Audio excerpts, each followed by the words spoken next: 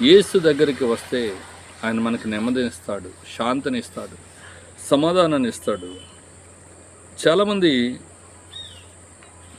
Realise అవుతూ ఉంటారు, అంటే పశ్చాత్తాపం చెందుతూ ఉంటారు. ఎలాంటి పశ్చాత్తాపం అంటే, నేను పాపాత్ముడిని అని అంటారు, నాలో పాపాలు ఉన్నాయి అని చెప్తూ ఉంటారు, నేను మంచివాడిని కాదని చెప్తారు, నేను పాపాత్ముడిని అంటారు. కానీ వాళ్ళు ఏం చేయలేరంటే రక్షణను పొందుకోలేకపోతూ ఉంటారు. ఎందుకు వాళ్ళు రక్షణ పొందుకోలేకపోతున్నారంటే, వాళ్ళు పశ్చాత్తాపము అంటే మారు మనసు పొందలేకపోతున్నారు, మనసు మార్చుకోలేకపోతున్నారు.